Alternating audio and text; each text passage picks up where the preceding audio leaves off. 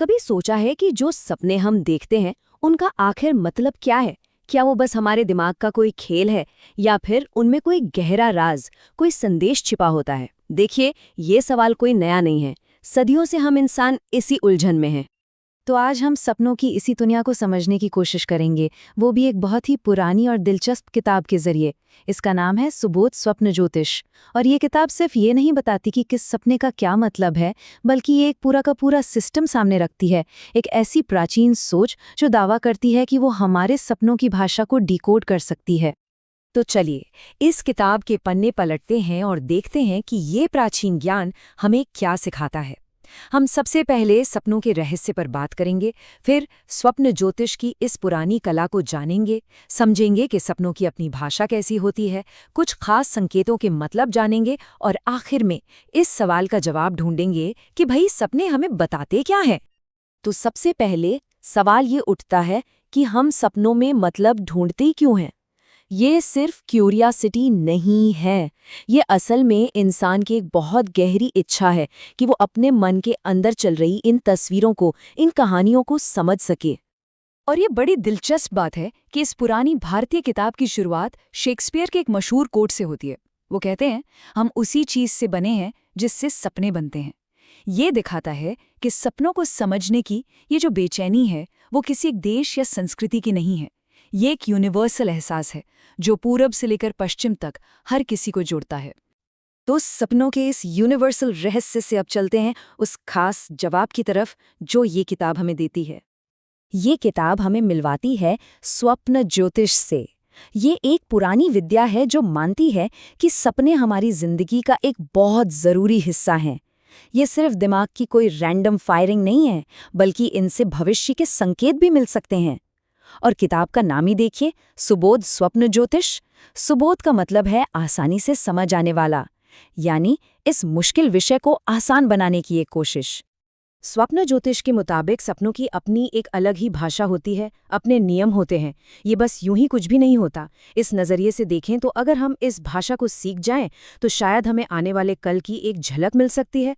और इस भाषा को सीखने का पहला कदम है सपनों को अलग अलग कैटेगरीज में बांटना।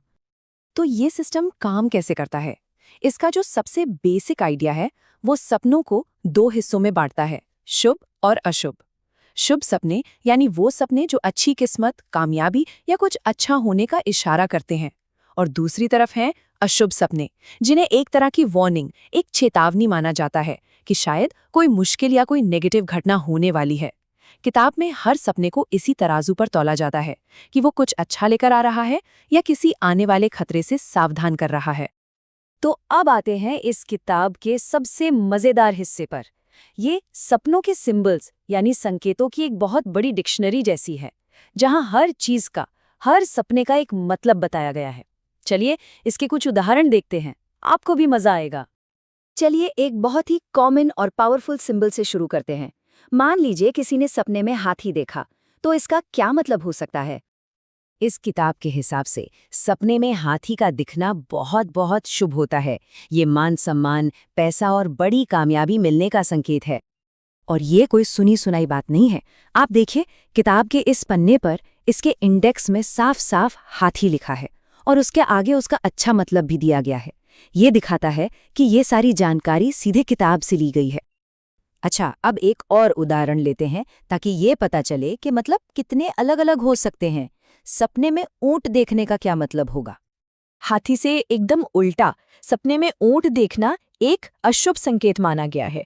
किताब कहती है कि यह आने वाले किसी शारीरिक कष्ट या किसी बड़ी मुसीबत का इशारा हो सकता है। और यहाँ भी ये जानकारी सीधे किताब से ही है।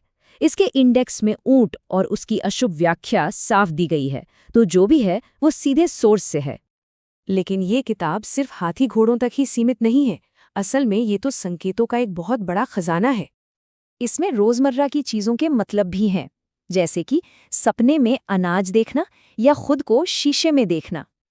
और असाधारण, अजीब सपनों के भी। इसमें तो सैकड़ों अलग अलग सपनों के मतलब बताए गए हैं। ये वाकई में सपनों की दुनिया की एक एनसाइक्लोपीडिया है, जहां हर तस्वीर के पीछे कोई ना कोई कहानी छिपी है। तो अब तक हमने जो भी देखा, चलिए उसे एक साथ जोड़कर इस पूरे सिस्टम का लॉजिक समझते हैं। इसका पूरा सार इसी बात में है कि कौन सा संकेत शुभ है और कौन सा अशुभ। ये टेबल इस पूरे आइडिया को बहुत अच्छे से समझाती है। एक तरफ शुभ सपने हैं, जैसे भगवान, गुरु या राजा को देखना, जो गाइडेंस और तरक्की का संकेत है। पहाड़ या महल पर चढ़ना, यानी कामयाबी की ऊंचाइयों तक पहुंचना, या फिर हाथी घोड़े पर बैठना, जो पावर और सम्मान का प्रतीक है। और दूसरी तरफ है अशुभ संकेत, जैसे बारात देखना, जिसे इस ज्योतिष में अच्छा नहीं माना जाता। खुद को कहीं से गिरते हुए देखना, जो किसी तरह के नुकसान का इशारा हो सकता है। या फिर सूखा पेड़ या सूखी नदी देखना, जो जिंदगी में रुकावटों का संकेत है। तो ये इस किताब के काम करने के तरीके का एक बढ़िया सारांश है। तो आखिर में ये सिस्टम है क्या? ये हमारे मन के अंदर की जो खूबसूरत उथल-पुथल है, जो केओस है, उसमें एक ऑर्डर, एक व्यवस्था खोजने की एक कोशिश है। ये हमारी अंदरूनी दुनिया को एक कहानी और मतलब देने का एक बहुत पुराना तरीका है। तो जाते जाते एक सवाल दिमाग में आता है, क्या हो अगर हमारे सपने सिर्फ यूं ही कोई शोर न हो, बल्कि एक ऐसी भाषा हो जिसे हम बस बोलना भूल चुके हैं। शायद अगली बार जब हम कोई सपना देखें तो उसे एक नए नजरिए से देखने की कोशिश कर सकते हैं।